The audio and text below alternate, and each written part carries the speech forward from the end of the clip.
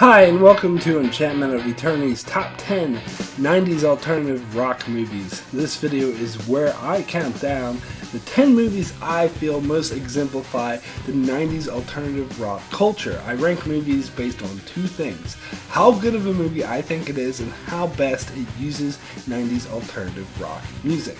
Now, alternative rock was a vague term used in the 90s that could apply to a lot of genres, from new wave Brit rock to heavy industrial music to acoustic-based progressive music to Seattle grunge music. And in fact, many of the bands who were reportedly classified as alternative would often avoid the label, considering it a nonsense term.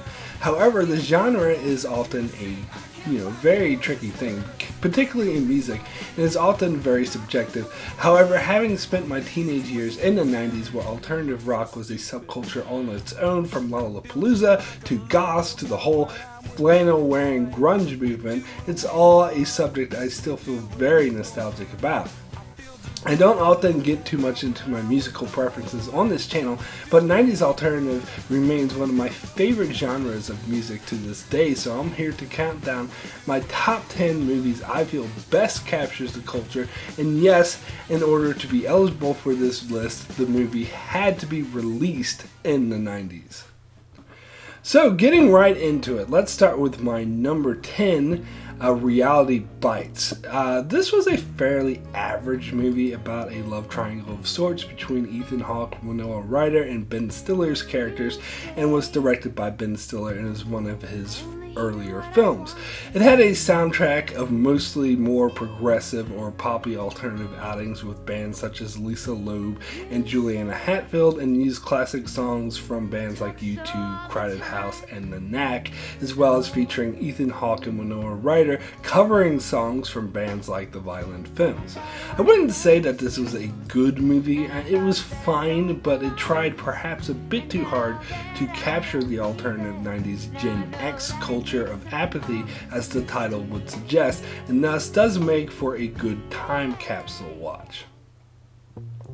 Number 9 on the list is Romeo and Juliet, the temporary outing of Shakespeare classic, starring Leonardo DiCaprio and Claire Danes. This film, of course, tried to make the classic more presentable for the modern 90s teenager and was met with mixed reception. I felt this film was okay as a Shakespeare adaptation, but whenever anyone attempts to modernize Shakespeare, they always leave the dialogue the same, which always perplexes me, because if you're going to totally change the setting, why not change the dialogue as well, which seems really out of place in a modern setting. But anyway, I wouldn't call the soundtrack strictly alternative, as it does feature some R&B and pop songs such as from Desiree, Gavin Friday, and the Cardigans, but it also has some 90s alternative classics such as Radiohead, Everclear, the Butthole Surfers, and Garbage. And this film does attempt to capture the culture of 90s teenage culture, including alternative culture, and does a fairly good job at doing it, as the Radiohead song Talk Show Host alone perfectly captures the 90s apathy feeling. Number 8 is Pump Up the Volume.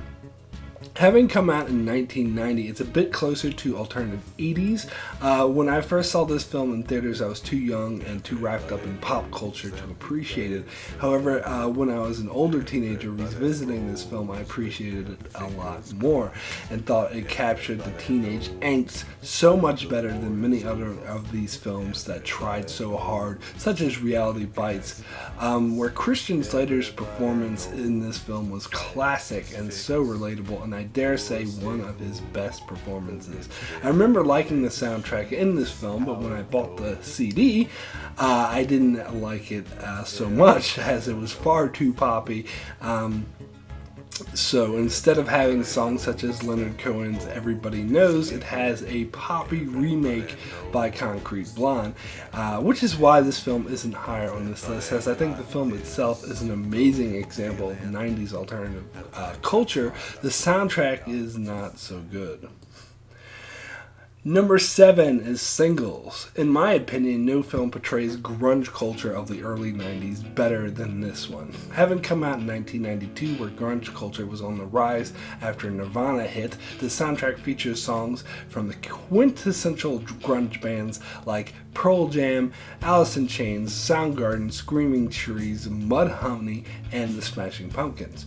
The film is directed by Cameron Crowe and is even set in Seattle, heart of the grunge movement, and tells the story of a group of 20-somethings friends trying to make their way in the world and exploring their love life. The film itself, I would say, is slightly above average for romantic comedy. It tries to translate into a Breakfast Club type mentality into the 90s grunge culture setting and doesn't fully succeed in doing this. And I would say that this film itself is just okay, but it's the soundtrack that is the greatest part of the movie, as it fully captures grunge classics with songs like Wood from Alice in Chains and Breathe from Pearl Jam and Nearly Lost You from Screaming Trees. It also features one of the Smashing Pumpkins' best and most revered songs that was released exclusively for this soundtrack, Drown, which is an amazing song. So yeah, this is a case where the soundtrack is more revered than the film itself, but a great example of a 90s alternative rock film. Number 6 is The Doom Generation, a lesser-known film from the late 90s featuring lesser-known bands like Love and Rockets, Aphex Twins, and Lush. It also features one of my all-time favorite Nine Inch Nails songs, Heresy, which is main chorus is God is dead and no one cares, which is pretty much a very good summary of this film because this film is absolutely insane. This is a film that throws realism out the window, where lots of just crazy, insane shit happens, and many would refer to it as an acid trip of a movie. The soundtrack is more focused on electronica and industrial and has that kind of feel to it. The film itself follows a young couple who ends up going on the road trip adventure with a rogue wanderer who ends up having an affair with his girlfriend, and the guy being somewhat okay with this. And then it ends with the three of them having a threesome with a lot of absolutely insane shit happening along the way. The film stars James Duvall, whom Donnie Darko fans would recognize as Frank the Rabbit, and Rose McGowan of Scream, who would later be well known as being in a relationship with Marilyn Manson. I mean, you can't get more goth than that. Number 5 is Mallrats. In my opinion, one of the best directors at capturing 90s culture whose films went downhill after the 90s is Kevin Smith. Mallrats is an example where many of the songs don't really hold up to present times, with songs like from bands like Silverchair, Sponge, Belly, and Weezer. However, listening to it is a great way to get a 90s nostalgia buzz, as it does encapsulate the 90s alternative feel. And in fact, watching this movie is what gave me the inspiration to make this video, as just watching this film made me nostalgic for the 90s. And the film itself, I think, is a brilliant comedy that's hilarious, and I think one of Kevin Smith's best films and severely underrated. However, I hear that they plan on making a sequel. Now that it's been nearly 20 years, I honestly don't see how this could possibly turn out good, but we'll see. Personally, I consider this film one of the most classic comedies, the first that introduced the world to Ben Affleck, by the way, and has perfectly captured alternative 90s culture. Number 4 is All Over Me. So this is a very little known film about a confused teenage girl that has a crush on her best friend who indulges her from time to time, but she certainly doesn't feel the same way about her, and instead she's in a toxic relationship with the guy who's basically just a thug. I know most people probably never heard of this film, nor the bands featured on the soundtrack. However, the soundtrack has had a profound impact on my musical listening choices for decades, as after listening to the soundtrack I went on to buy albums from almost every single band featured on it. I was already familiar with bands like Babes in Toyland and the Murmurs. However, the soundtrack introduced me to bands like the Geraldine Fibbers, the Amps, Remy Zero, and also to bands that would become some of my all-time favorite bands even to this day, like Sleater-Kinney Ani DeFranco, and Helium. So the soundtrack focused more on the riot grrrl movement in the 90s, which some might classify more as indie than alternative, but close enough. Again, splitting hairs about genre is ridiculous. And the reason this movie is so high on this list isn't just for the soundtrack, but the film itself, which was a great film, and in my opinion, the best teenage drama that really captures the teenage angst and apathy so much better than any of these other movies or shows that tend to try to appeal to the poppy mainstream audience and end up ruining it. This is a film that felt a lot more genuine. So, this was the film I could personally relate to the most, even though the film's protagonist is a lesbian and the film features a lot of LGBT characters. The film is relatable to anyone of any sexual orientation, as it perfectly portrays what it's like to love somebody who doesn't love you back and the confusion nature of human interpersonal relationships. And the soundtrack itself is amazing, and I would call it my second favorite movie soundtrack of all time, only topped by the movie that is number 1 on this list. Number 3 is The Crow.